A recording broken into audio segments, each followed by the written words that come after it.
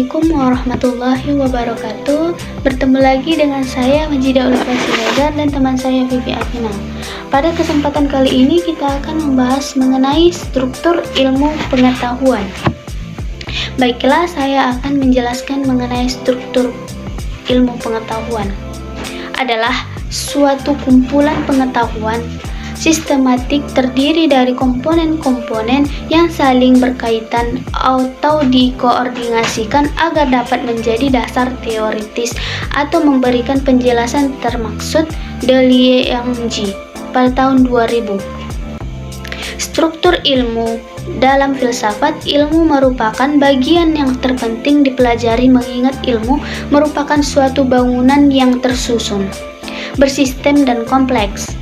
Melalui ilmu, kita dapat menjelaskan, meramal, dan mengontrol setiap gejala-gejala alam yang terjadi. Tujuan akhir dari disiplin keilmuan yaitu mengembangkan sebuah teori keilmuan yang bersifat utuh dan konsisten. Kerangka dasar prosedur ini dapat diurutkan dalam 8 langkah sebagai berikut.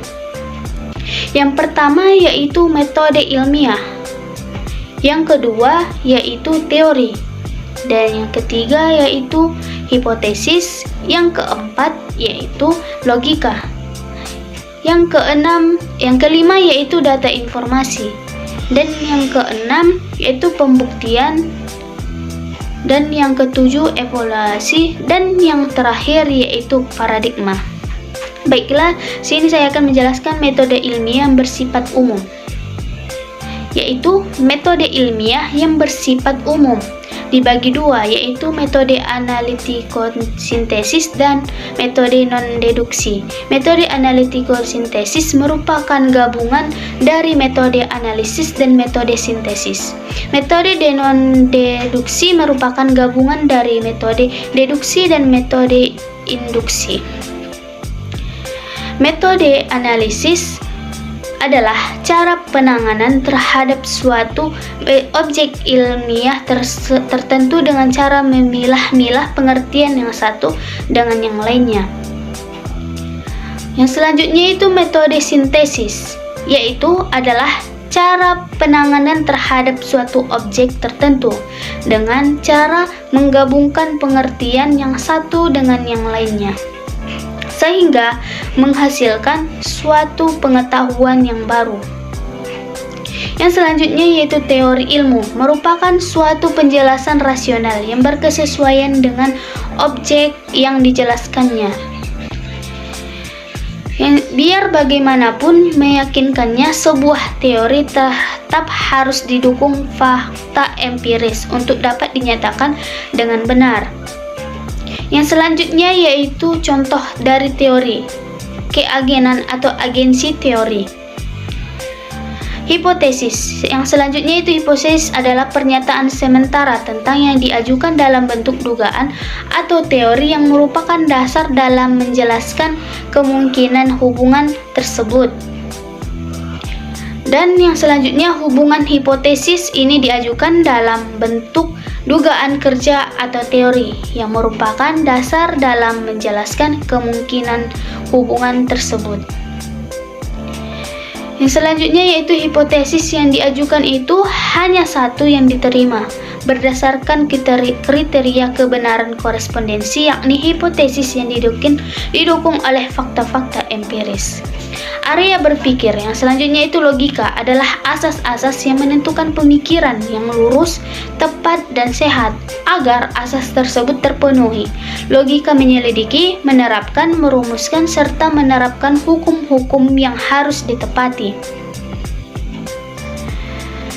Baiklah, sekian yang dapat saya sampaikan. Saya kembalikan kepada teman saya Vivi Alvina. Baiklah, di sini saya akan menjelaskan tentang data informasi dari struktur ilmu pengetahuan serta pembuktian, evaluasi dan paradigma struktur ilmu pengetahuan. Yaitu pertama, data informasi. Pengertian data adalah sekumpulan teks, angka, dan simbol yang bersumber dari fakta, namun belum mempunyai arti. Sedangkan informasi adalah hasil output dari pengolahan data baik secara linguistik maupun matematis. Dalam perkembangannya, data diolah menggunakan bantuan komputer atau secara komputasi. Setelah data diolah menjadi suatu informasi, barulah data tersebut mempunyai arti. Tahapan ini merupakan suatu yang dominan dalam metode keilmuan disebabkan oleh banyaknya kegiatan keilmuan yang diarahkan kepada pengumpulan data. Maka banyak orang yang menyamakan keilmuan dengan pengumpulan fakta. Hasil observasi ini kemudian dituangkan dalam bentuk pernyataan-pernyataan. Kemudian pembuktiannya, yaitu langkah selanjutnya setelah menyusun hipotesis adalah menguji hipotesis tersebut dengan mengonfrontasikannya atau menghadapkannya dengan dunia fisik yang nyata. Tidak jarang pula beberapa pembuktian ilmiah membutuhkan alat yang rumit sekali, sehingga hipotesis baru dapat dibuktikan beberapa waktu setelah ditemukan alat yang dapat membantu mengumpulkan fakta yang dibutuhkan. Adapun evaluasi ialah proses berkelanjutan tentang pengumpulan dan penafsiran informasi untuk menilai keputusan yang dibuat dalam merancang suatu sistem pengajaran. Evaluasi dalam hal ini adalah menarik kesimpulan yang merupakan penilaian apakah sebuah hipotesis yang diajukan itu ditolak atau diterima. Sekiranya dalam proses menguji hipotesis tidak terdapat fakta yang cukup mendukung, maka hipotesis itu pengujian kebenaran dalam ilmu berarti menguji hipotesis dengan pengamatan kenyataan yang sebenarnya. Adapun paradigma ialah seperangkat keyakinan atau dasar yang menuntut tindakan seseorang dalam kehidupan sehari-hari.